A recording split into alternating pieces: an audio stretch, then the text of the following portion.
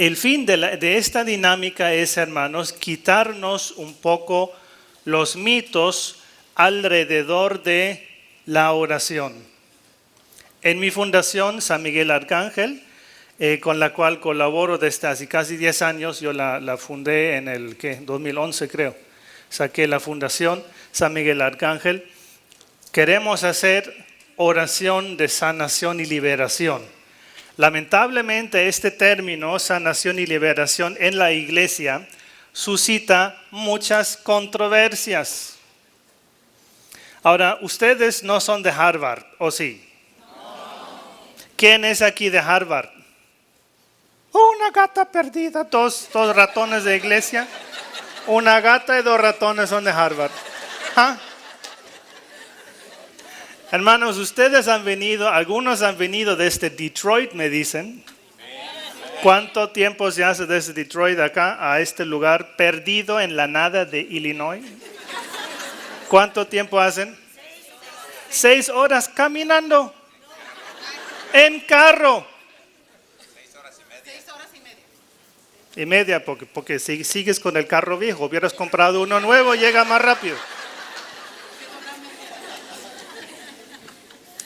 Señora, tenía que ser. Miren, hermanos, los que ahora van a ver eso en YouTube o lo que están siguiendo ahora por Facebook, estos hermanos se tiraron 6 horas y media en carro para asistir. ¿Y acaso ustedes vienen porque aquí damos galletas gratis? Entonces, ¿por qué vinieron? Para hacer batalla espiritual y pedir al Espíritu Santo que haga verdad lo que el Señor ha prometido en su Evangelio. Sí, que se rompan las maldiciones, que se sanen los enfermos, que profundicemos en la conversión gracias a la fuerza de la resurrección del Señor que nos ha dado su Espíritu en Pentecostés. Ahora, si ustedes vienen desde Detroit, y seguramente algunos otros vinieron desde más lejos y echaron. ¿Quién se echó más horas viniendo? 7:30 porque vino en bicicleta, vea, desde Kentucky. ¿Quién más? ¿Quién da más? Nebraska, ¿dónde queda? Mira. De California, a ti te conozco. Sí. Indianapolis, Miami. Yo vengo de Colombia. O sea, yo gano aquí porque me eché un día entero.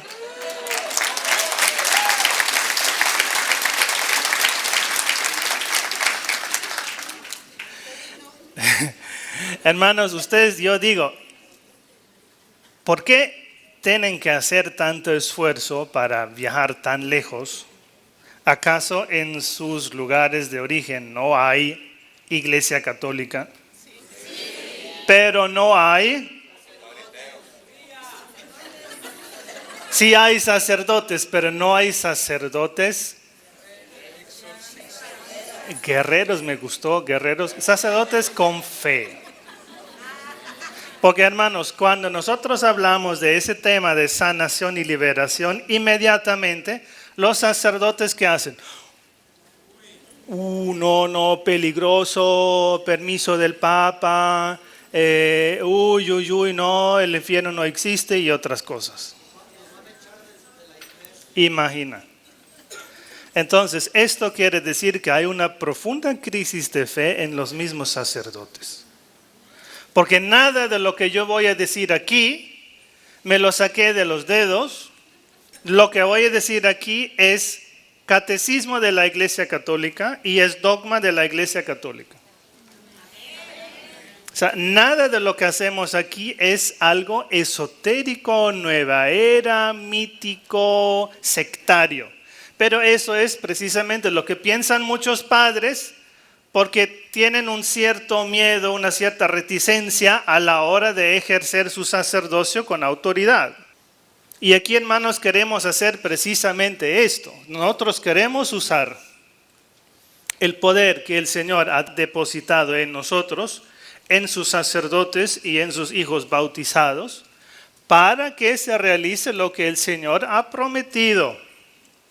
Y el Señor ha prometido en el capítulo 16 del Evangelio de San Marcos, en mi nombre, a los que creen seguirán los siguientes signos. En mi nombre expulsarán demonios. Tomarán serpientes en sus manos. Si beben algo venenoso no les hará daño. Hablarán lenguas nuevas. Impondrán las manos a los enfermos y estos se pondrán bien. Esa es promesa del Señor.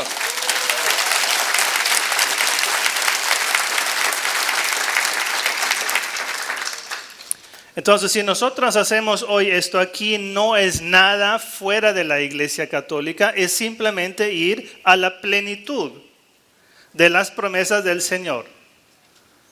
Yo siempre me he maravillado porque hay tantos sacerdotes que se contenta con hacer cursos de primera comunión y luego cursos de confirmación y luego el grupo de estudio de la Biblia y luego que los cursos prematrimoniales y luego el apostolado de los matrimonios y luego el cuidado de los ancianos y luego los funerales y las exequias. Y yo digo, id y predicad a todo el mundo. Y no, él va y predica en su cuadra. Pero el Señor dijo, id y predicad a todo el mundo. Resuciten a los muertos, sanen a los enfermos, expulsen demonios. Ay no, eso fue para los tiempos de Jesús, eso ya pasó. ¿Y por qué ya pasó? ¿Acaso el Señor no dijo, yo soy el mismo? O la carta a los hebreos, perdón, la carta a los hebreos dice, Jesucristo es el mismo.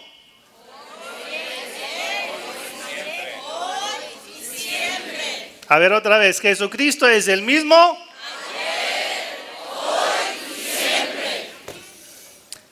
No, lo que hizo Jesús solo fue ayer. Ya no es hoy. ¿Qué?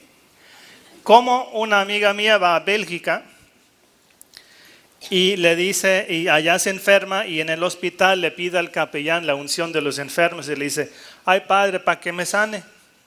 Y el padre le dice con una risa, ¿para que se sane? No, eso no sana a nadie. Entonces, si le quitamos la fuerza al sacramento, destruyendo la fe del pueblo, diciendo que la unción de los enfermos no sana a nadie, pues no nos maravillemos cuando luego realmente nadie se sana y nuestra fe quede lánguida, apagada. La fe, hermanos, y las comunidades crecen cuando la fe es vivida con poder, con convicción, con contundencia, sin miedo. Porque luego lo que Satanás logra hacer en nosotros es que nuestra fe se viva con miedo y semiconvicción. Quien cree con semiconvicción, ¿cree en Jesucristo? Sí, creo, pero cuando esa fe pide acciones concretas, sí, pero solo de lunes a viernes, porque el sábado voy a la discoteca. Ya el sábado no creo tanto. Cuando la fe luego me pide convicción y la fe me pide decisión, entonces ya no. Y así, hermanos, pues no puede ser. Si ustedes se sometieron al sacrificio de viajar tantas horas en carro o aquí en la mano de Kentucky en bicicleta, es porque ustedes quieren vivir conmigo una fe convencida y una fe profunda. Y una fe que, amén, una fe donde va a constar que el Señor realiza su obra.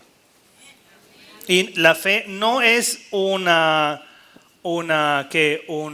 barniz que nos ponemos el domingo porque vamos al servicio, nos toca servir. Pero ya el lunes estamos igual de amargados y ya a punto de divorciarnos y el hijo sigue en su droga y la hija sigue lesbiana y yo sigo con mi alcohol y mi mujer se quiere suicidar. Pero el domingo servimos en la iglesia porque nos ponemos el barniz. Si ustedes están hoy aquí es porque han dicho, queremos vivir una fe mucho más profunda, convencida. Nuestro enemigo número uno, hermanos, ¿quién es? Así lo decimos en voz baja para que no lo oiga, ¿verdad? Para que no lo oiga. Sí. Nuestro enemigo es Satanás. ¿Satanás es un mito?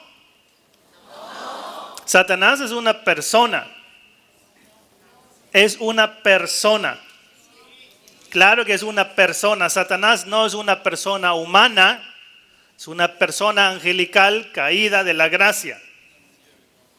Pero es una persona. Persona quiere decir que Satanás dice yo. Satanás tiene conciencia, es un ser. Solo que no humano, sino angelical, pero es una persona. La tarea principal de Satanás, hermanos, es tentarnos para que nosotros compartamos su destino eterno, que es el infierno. Todos nosotros acabamos de escuchar de una, aunque el Vaticano negó que fue entrevista, dijeron que es un encuentro entre el Papa Francisco y Eugenio Scalfari. ¿Lo escucharon? Entonces, en tiempo de preparación, yo creo que fue en Semana Santa, el Papa Francisco recibió a un conocido ateo agnóstico italiano, Eugenio Scalfari. Es la quinta vez que el Papa lo recibe. Y pues dialogan y hablan. En Semana Santa, Eugenio Scalfari, que es editor jefe de una revista, de un periódico conocidísimo, creo que es La Repubblica, se llama en italiano, publica un editorial donde dice, bueno, pues yo fui a hablar con el Papa y esto es lo que dijo, y pone las palabras del Papa entre comillas, diciendo eso es lo que dijo literalmente. Que él preguntó acerca de, pues en su conversadita con el Papa Francisco, le preguntó, oiga, entonces las almas son castigadas. Y el Papa dijo, pues sí, claro, las almas son castigadas, las buenas van a resucitar y las almas que van a ser castigadas son aniquiladas.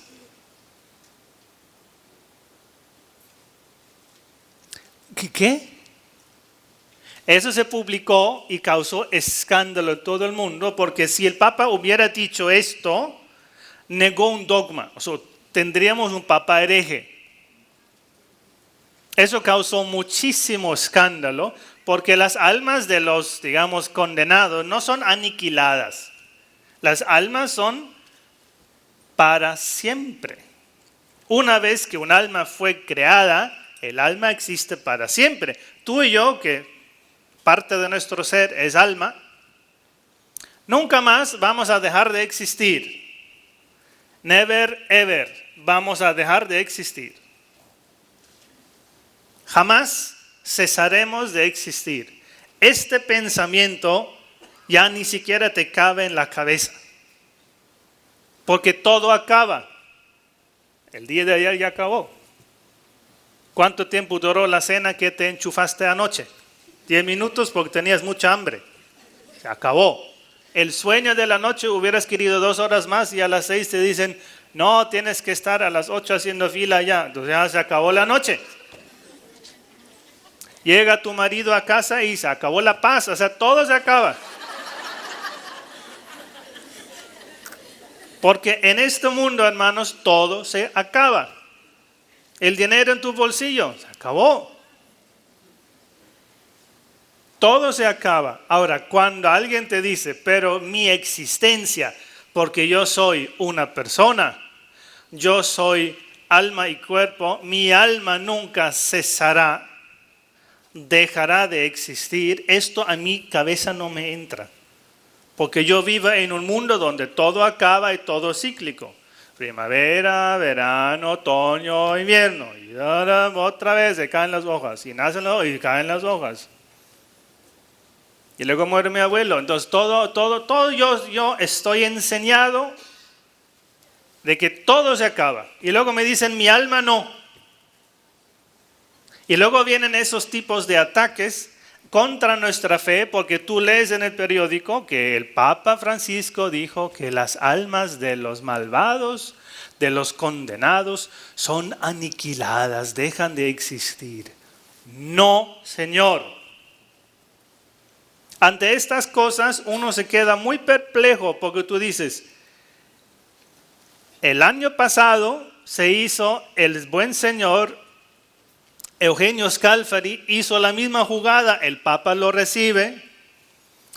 El Eugenio Scalfari publica después en el periódico que el Papa Francisco le hubiera dicho en esa entrevista encuentro que el infierno no existe. Al año siguiente tú, Papa Francisco, lo recibes por quinta vez y ya sabes lo que te hizo el año pasado y este año te pregunta acerca de la existencia perpetua del alma. Tú dices quién sabe qué, pero Eugenio Scalfari dice que las almas de los condenados son aniquiladas, dejan de existir. Y la única respuesta que tuvo la sala de prensa del Vaticano fue una nota de prensa de 3 líneas que dice: lo que dijo Eugenio Scalfari es reconstrucción de él, no es pensamiento del Papa. Yo encontré esa declaración de prensa, hermanos, escandalosa, porque la declaración de prensa debería haber dicho: el Papa afirma el dogma categóricamente, contundentemente. El Papa niega que haya dicho semejante cosa, que es escándalo para los pequeños. El Papa afirma la existencia sempiterna del alma. Y la declaración de prensa se limitó a decir: el Papa, lo que está entre comillas no es pensamiento del Papa.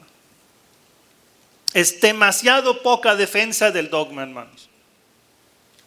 El alma no deja de existir, nunca, jamás.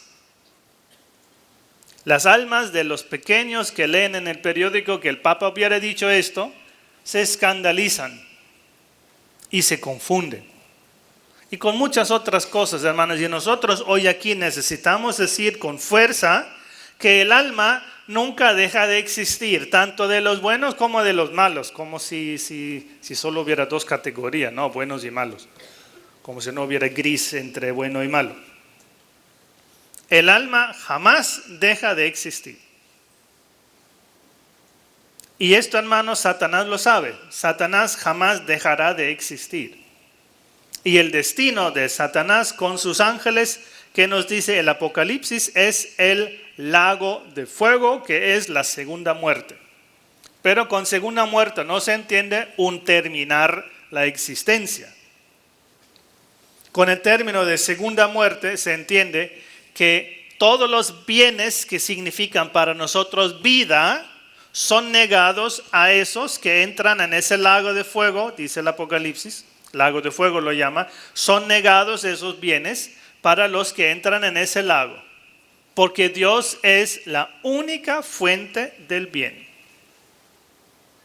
Quien es condenado se separa libremente por su propia decisión, habiendo matado el amor, se niega a sí mismo los bienes de Dios.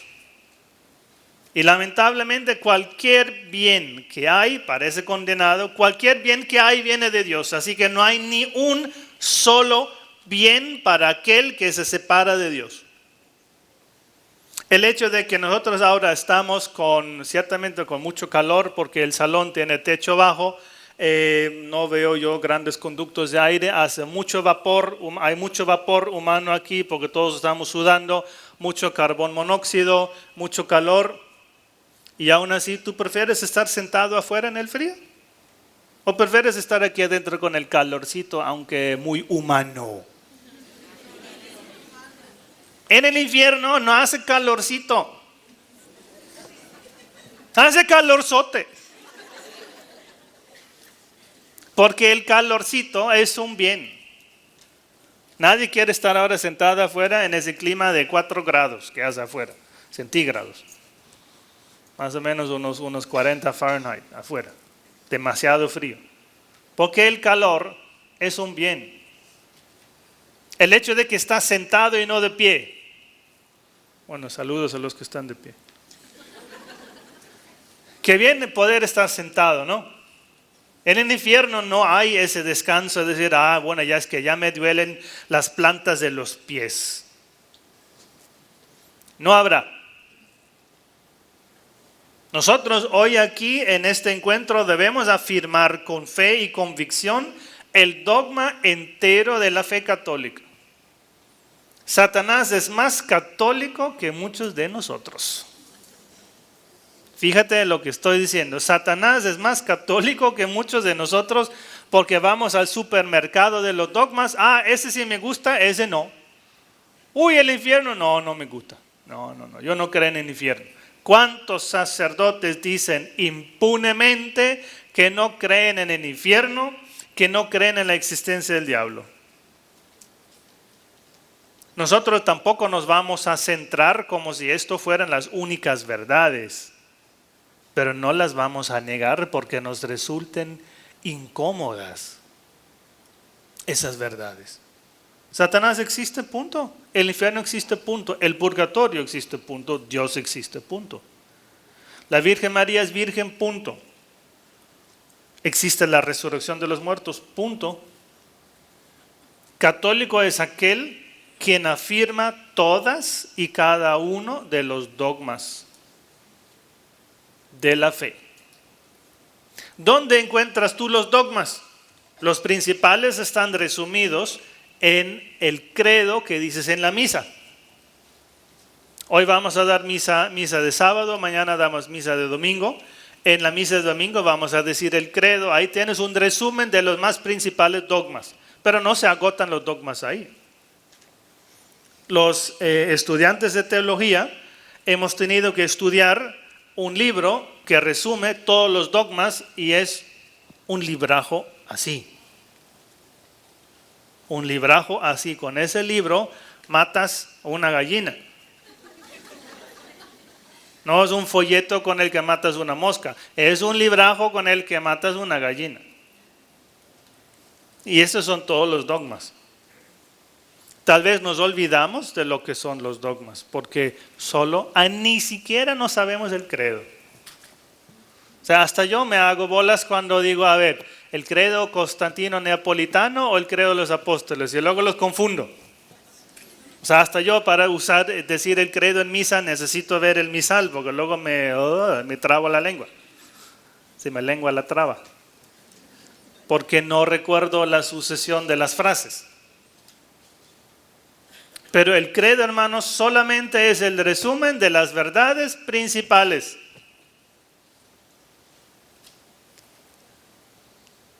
Creo en Jesucristo, muerto y sepultado, resucitó al tercer día. Resucitó al tercer día. Estamos en tiempo de Pascua. Resurrección. Dios no ha destinado nuestro cuerpo a una muerte eterna. No.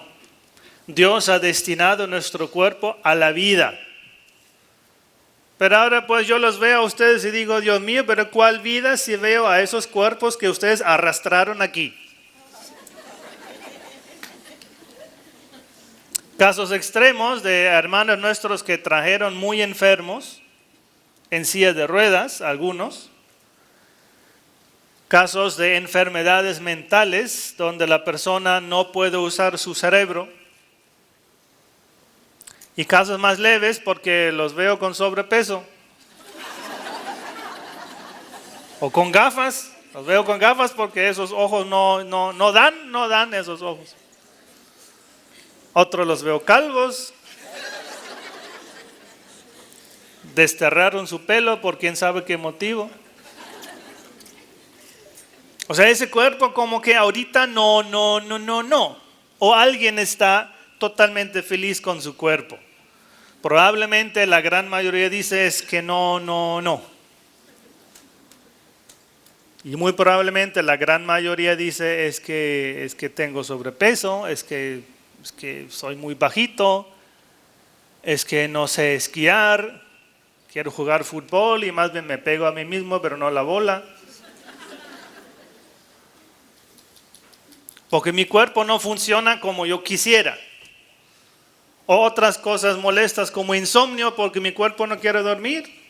O acidez estomacal, o luego te da diarrea y luego tienes la influenza. Como que el cuerpo a veces sí y a veces no. Pero la gran mayoría de nosotros dice ese cuerpo como que no. O sea, hasta yo ando con Michelin aquí. Mi fiel amigo, que me acompaña donde vaya. Mi sobrepeso. ¿Cómo quisiera yo estar? Mi peso ideal, me dijeron una vez, mi peso ideal sería 72 kilos. Cuando el médico me dice que yo debo bajar a 72 kilos, casi se me caen los ojos de su cuenca. Porque el médico, en mi vida he pesado 72 kilos. O sea, yo con 82 estoy perfecto. Lo que pasa es que peso 92.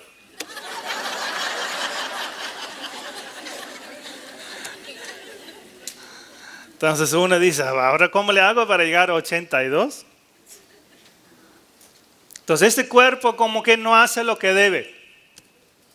Para luego no hablar de estas pasiones de enojo, lujuria, envidia, pereza, gula, esas ganas de dormir y no te quieres levantar. Ese cuerpo como que no colabora. Tienes al enemigo en tu propia casa, se llama cuerpo. Y sabes que una galleta más y te vas a morir de diabetes y ahí va la galleta. ¿O no? Viejita, yo te veo. Y te dicen, traes diabetes de 5º grado y te enfilas galleta tras galleta. Hermana, tú no tienes ya insulina. Y ahí va la galleta. El cuerpo no colabora. Ese cuerpo, hermanos, ahora es así porque el cuerpo en este momento de vida sufre lo que llamamos el pecado original. La consecuencia del pecado de Adán y Eva que nosotros hemos heredado. Eso quiere decir una naturaleza humana herida. Nosotros no estamos ahora en el ápice de lo que sería capaz nuestra naturaleza. Nosotros sufrimos malas inclinaciones que teológicamente se llaman concupiscencia, las malas inclinaciones, pero no te imagines por concupiscencia simplemente el deseo sexual desmesurado, que sería el significado demasiado específico. Por concupiscencia se entienden las malas inclinaciones. Las malas inclinaciones en general, eso es concupiscencia. Porque nadie aquí puede decir todo lo que pienso, siento y hago es santo. No, claro que no. El 80% de lo que pienso, hago y siento es malo. Porque ahora el 90% de ustedes dijeron, ¿y dónde está este padre? Ya llega una hora. Exacto, ya sabía. Entonces, esas cosas surgen espontáneas. Y vas al restaurante y esperas 20 minutos para que te traigan el menú y dices, ¿y este mesero desgraciado dónde se metió? Pues yo llevo 20 minutos aquí y no me han traído ni siquiera el menú. O sea, muchos de lo que nosotros pensamos espontáneamente de lo que sentimos espontáneamente es fruto de la naturaleza. Y nuestra naturaleza es un animal silvestre, no domado. Padre, está hablando de mi marido. Estoy hablando de tu marido, estoy hablando de tu hijo adolescente. Los hijos adolescentes, por ahí de 12 a 20, ¿son unos animales o no?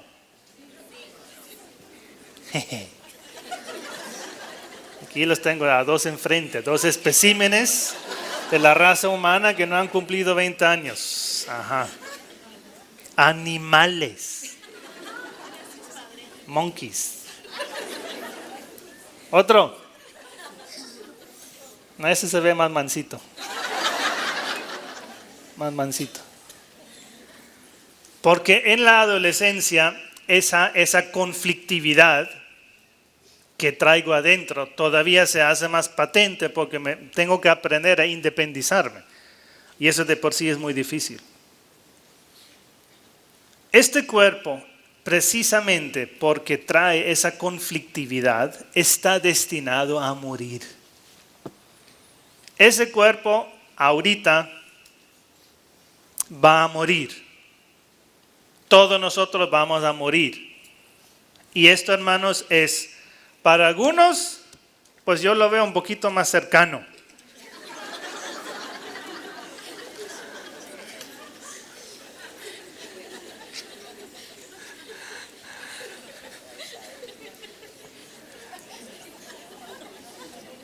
¿Por qué se ríen?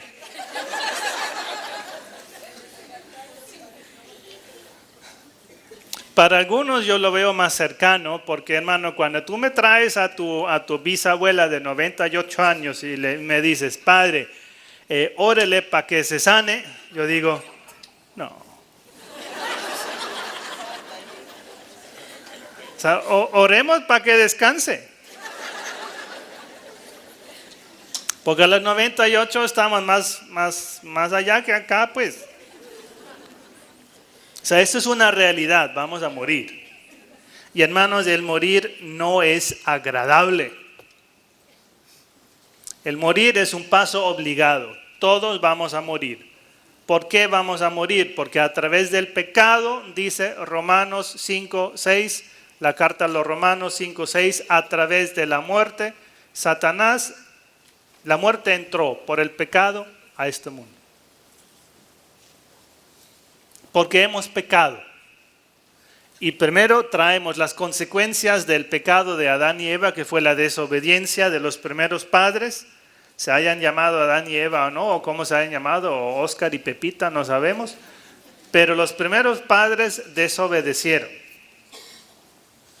Y a través de este pecado, en consecuencia, nos heredan una naturaleza imperfecta. Y esta naturaleza imperfecta termina en la tumba.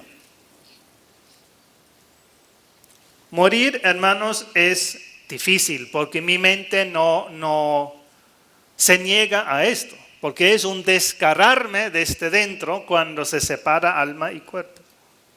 La muerte es la separación del alma del cuerpo. Y esa separación, cuando una persona entra en agonía, es el inicio de la separación. Es como si yo tomara ese libro aquí y como el libro tiene una portada que tiene una película de plástico para que sea brillante, como si ahora con mi uña le quiero quitar esa película de plástico. O sea, eso no lo hago de golpe, a ver, ¿dónde le hago? Y luego le retiro, despellejo el libro. O sea, es retirar eso y separar eso, no es que al libro le guste eso. El libro dice, pero yo quiero mi portada brillante, por eso me pegaron esa película de plástico. Para que se vea bonito. Mi naturaleza se resiste a que alma y cuerpo sean separados. No es, ay, ya vamos a separarnos, chao. No es un divorcio de común acuerdo esto. Eso es un divorcio, digamos, de común desacuerdo. El morir no es un acto instantáneo a no ser que una bomba te hace pedazos. El morir es un proceso, inclusive el morir. Y el morir comienza con lo que llamamos la agonía. Conocemos casos de personas que entran en agonía 20 horas y luego regresan porque no terminan de morir. Fíjate la expresión que uso, terminar de morir. El morir es un proceso. Cuando ya se ha dado el paro cardíaco, el corazón ya no late, se ha dado la muerte cerebral, muerte del corazón, ya no circula la sangre, todavía no ha terminado el proceso de separación. Eso lo digo, hermanos, porque en el seminario nos enseñaron cómo la muerte es un proceso y el alma no se va de golpe. Tú, sacerdote, puedes dar el viático a un difunto hasta 1 hora después de morir, porque el cuerpo sigue caliente y el alma todavía está ahí, aunque agarrada solo del dedo meñique ahí. Pero el alma sigue ahí hasta que el cuerpo no se haya enfriado completamente. Y este proceso maso es 1 hora. Padre, llegó tarde porque mi abuela falleció hace 30 minutos. No, la abuela sigue ahí mirando las fotos de la sala, tranquila, venga, tráemela. Todavía está aquí el alma. Le puedo dar la absolución hasta 1 hora después de morir. Le puedo dar el viático. Le puedo decir palabras al oído porque el último sentido que muere es el oído. Y el primero en despertar de una cirugía es el oído.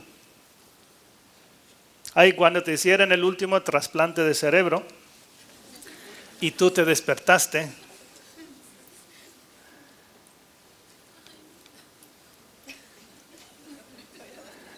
escuchaste al médico que le decía, oye enfermeras, ¿seguro que el paciente X quería ese cerebro de mono?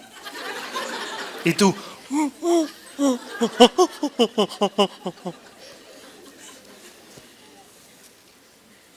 no se hacen trasplantes de cerebro. Lo digo porque luego la gente sencilla dice que el padre Teo que dijo que me hicieron trasplante de cerebro. No se pueden hacer trasplantes de cerebro. Entiendan mis chistes. El primer sentido que se despierta después de una cirugía es el oído. Así que a un moribundo, aunque haya muerto ya, a un difunto, perdón, a pesar de que esté muerto, si no han pasado 60 minutos, le puedes decir palabras de fe en su oído. Ten fe, papá. Ten fe, mamá. Pídele misericordia al Señor. Confía en su bondad. Ahora intercede por nosotros. Arrepiéntete de tus pecados, abuelo. Porque mientras el alma está ahí, hay capacidad. Y yo, sacerdote, le puedo dar la absolución y le puedo dar el viático. Puedo todavía administrar los sacramentos a un moribundo. Luego el alma sigue su camino, va con Dios. Y el cuerpo sigue su camino. Va a la tumba, es enterrado, se descompone. Si ustedes no le quitaron ese beneficio a través de la cremación. Se publicó hace 1 año y medio una instrucción de parte de la Santa Sede sobre el sepelio cristiano, donde se afirma que la manera cristiana, católica, de enterrar a un difunto es de cuerpo entero. ¿Por qué? Porque ese cuerpo va a resucitar. No lo vamos a destruir a través del fuego, aunque se permite la cremación por motivos culturales o de higiene, o inclusive por motivos económicos, porque, hermanos, hasta en la muerte te cobran la tumba en el cementerio. Tienes que pagar renta. ¿Tú sabías eso? Ya depende de cada parroquia, de cada cementerio, pero rentas una tumba que yo creo que 50 años o 30, ya depende de cada lugar, de cada país. Después de 50 años, los huesos son recogidos y los colocan en una urna, lo que haya quedado por el proceso natural de descomposición, y luego lo meten en una urna y como ya no pagan la renta de esa tumba, pues quedan por ahí en otro lugar del cementerio, pero ya no en esa tumba, a no ser que hayas comprado, o lo que sea según costumbres y lugares, no los quiera asustar tampoco. Pero por ejemplo, en la catedral en Cancún se renta un nicho 50 años. Ahora eso no cuesta gran cosa, pero siempre cuesta algo. Si mal no recuerdo, pagas algo como 2,000 pesos, una cosa así. $2,000, pues hombre, es salir con una familia de 10 personas a celebrar la primera comunión y ya se te fueron $2,000. O una tanqueada de tu Yukon, $2,000, porque necesitas un motor de 6 litros.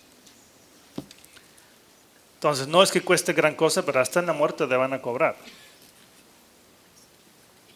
Y luego, la resurrección. Y tú dices, volver a ese Michelin, pero si ahora me alegré tanto de que por fin los gusanos se lo comieron. Y aquí nos tenemos que parar un momento y decir, a ver, la resurrección, ¿qué o qué? Muy bueno mi español, ¿no? ¿Qué o qué?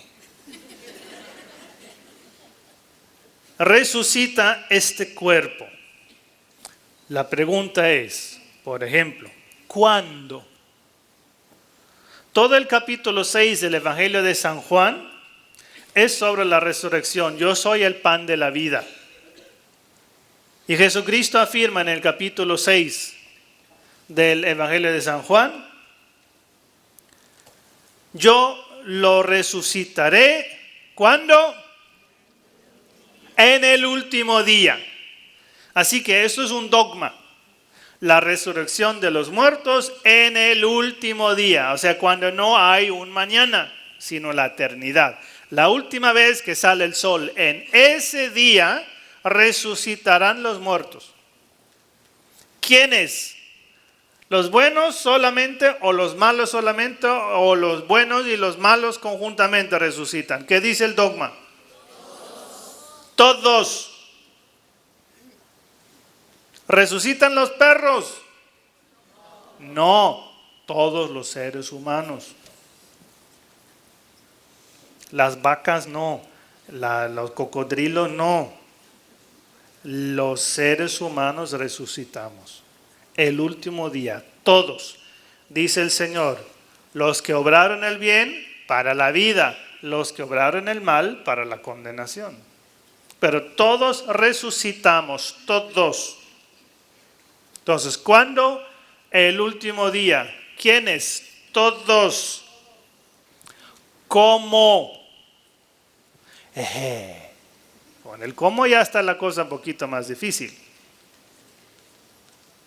Porque no va a ser como la resurrección de Lázaro, que fue un simple retorno a la vida terrenal, porque va a ser un cuerpo glorioso. Nuestra resurrección va a ser como la de Cristo, porque Cristo es primicia de los muertos. Cristo es primicia de la resurrección, es el primero en resucitar. Y ahora analizamos cómo es el cuerpo de Cristo. El cuerpo de Cristo, después de su resurrección, en su resurrección, es un cuerpo donde los apóstoles dicen, ¿y ese quién es? Cuando Jesús se aparece en el lago, en la playa, y les dice, muchachos, ¿no tienen nada que comer?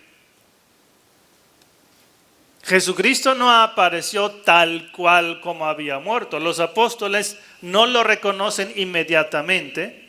Entonces va a ser un cuerpo ligeramente diferente.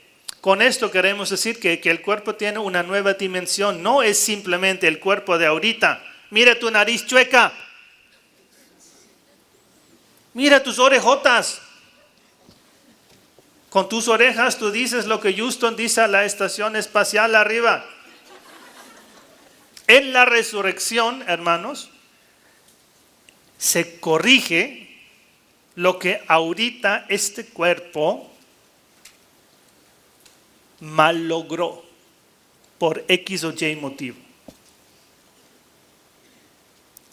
Este hermano aquí que está en su silla de ruedas, ¿por qué está en su silla de ruedas? Porque algo en su desarrollo no ha funcionado, porque una infección, porque quién sabe qué, porque un bacterio, porque un virus impidió el desarrollo del sistema así. ¿Tú crees que la hermana va a resucitar con su silla de ruedas? Claro que no, porque en la resurrección el Señor corrige. lo que ahora la naturaleza mal logró. Tú dices, ay, pero yo no quiero resucitar con esos dientes chuecos. Yo los quiero bien rectos. Y ahora me toca resucitar. El Señor corrige tus dientes chuecos. O sea, en la resurrección, tu naturaleza será llevada a la perfección. Si ahorita tienes 60 años y tienes dolor de espalda, en la resurrección no habrá dolor de espalda, ni discos dislocados, ni inflamación de isquias, etcétera, etcétera. Tendrás naturaleza física perfecta. Ahora tienes los ojos, hola, ojos, ¿cómo se llaman? Viscos. Tú no resucitarás con ojos viscos. Tú tendrás ojos perfectos, como los míos. No, hasta yo ando con gafas, vea. Yo me las quito en las charlas porque a pesar de que yo le dije al oculista, como yo trabajo mucho con cámara, necesito que mis lentes sean antirreflejo. Y me las hizo sin antirreflejo, entonces se reflejan las luces y no las puedo usar cuando grabo, por eso me las quito. Pero yo sé que ustedes siguen aquí, yo tengo fe.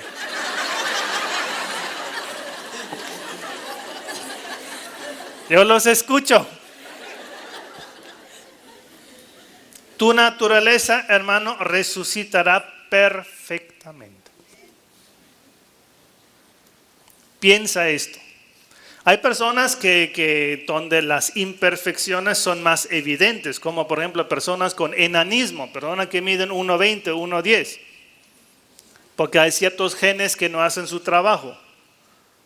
Esas personas van a tener 1,80 cuando resucitan porque esta es la naturaleza humana. Las personas que murieron a los 8 años, qué triste cuando muere un niño por leucemia o un accidente. Ese niño no resucitará a los 8 años.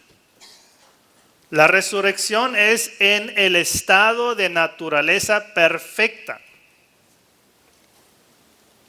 Estado de naturaleza perfecta quiere decir más o menos 25, 27, cuando tú estabas en la plenitud.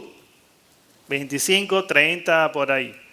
Porque luego el abuelo que muere a los 102 años, ¿tú crees que va a resucitar con el cuerpo de 102? Resucita con el cuerpo de un joven de 25, 27 años. Nuestra naturaleza en la resurrección es llevada a la perfección. Y la perfección es por ahí, desde los 25, 30, ya después de los 30, todo va para abajo. Se nos cae el pelo, llega el Michelin y otras cosas innombrables. La resurrección entonces lleva mi naturaleza humana a la perfección. Ese cuerpo, hermanos, no sufrirá jamás, nunca. El cuerpo resucitado, glorioso. No habrá pasiones desordenadas. No habrá necesidad de dormir. Ya estoy cansado, ya el padre habló mucho, ya que el padre haga una pausa porque tengo que ir al baño.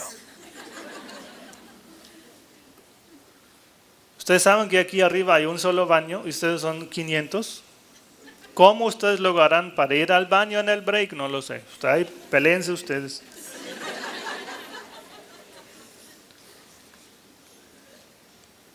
Pero no solo esto, hermanos, porque en la resurrección se lleva a la plenitud no solo lo que es mi naturaleza humana física, sino mi naturaleza humana espiritual. Conoceré a Dios tal cual es. Ahora, ¿dónde está Dios? No lo veo. Ahora tengo que creer en Dios. ¿Tú crees que es fácil para esos dos chavos de primera fila que la mamá los trajo de la oreja? Porque les dijo, no les doy la plata para la pizza en la noche, si no van al retiro con el padre Teo. ¿Tú crees que para esos dos muchachos aquí es fácil creer en Dios? Porque no se ve Dios, no se palpa a Dios, no se saborea a Dios, en Dios se cree. Pero esa realidad será diferente cuando resucito. Veré a Dios. Veré a Dios, a los santos, a los ángeles, porque tendré mi entendimiento perfeccionado. Ahora pues toca ir a misa porque mamá me jala de la oreja. Pero luego tú dices, oh, Dios, ¿tú qué haces aquí? Veré a Dios tal cual es. Y esta realidad de ver a Dios tal cual es, me dice la Escritura y me afirma mi fe católica, será para mí causa de deificación. ¿De deifica qué? Deificación. Padre, ¿y eso qué? Que el hecho de ver a Dios tal cual es me transformará a mí en Dios. Hermanos, y yo quiero que esta verdad les entre en la cabeza porque esto es dogma católico. Nosotros seremos hijos en el Hijo. Pero esta frase no me dice nada. ¿Cómo que soy hijo en el Hijo? ¿Qué significa esa frase tan misteriosa? Que yo seré hijo de Dios, porque seré, como dice la segunda carta de San Pedro, seré partícipe de la naturaleza divina. Pero inclusive esta expresión, ¿qué significa ser partícipe de la naturaleza divina? Que tú serás Dios. Siendo humano, tú serás Dios. Yo quiero que eso les entre aquí. Tendrán ustedes toda la creación a sus pies. Ustedes jamás morirán. Ustedes podrán hacer lo que quieren, porque serán dioses. Esto es fe católica. Seremos partícipes de la naturaleza divina y eso es una expresión teológica muy altivolante que tal vez no nos dice nada, pero yo se lo digo en términos más sencillos. Nosotros seremos dioses. Pero tenemos que pasar por ese proceso de santificación, de muerte, de resurrección, ver a Dios, y eso nos transforma en un solo relámpago en dioses, para vivir eternamente con la Santísima Trinidad y los santos en el cielo. Las arras son el hecho de que ahora tenemos el Espíritu. Y con esas arras del Espíritu, hermanos, anticipamos esta realidad. Porque el enemigo que ahora se nos entreponga entre mi realidad ahora y mi deificación después, lo que se me interponga, yo uso las arras del Espíritu para destruirlo. Y si viene Satanás o una maldición o una enfermedad, yo usaré esas arras para hacerlas a un lado. Eso, hermanos, en la fe. ¿O tú crees que Dios quiere que estemos enfermos? Dios no quiere esto. ¿Tú crees que Dios quiere que seamos adictos a la televisión, a un celular, a una actividad, que tengamos mucho apego a una persona? Dios quiere que estemos libres de todo apego, libres de toda pasión, libres de todo desorden. Y para quitarnos esto encima, nosotros, hermanos, usaremos las arras del Espíritu, el poder del Espíritu, para quitar eso de en medio.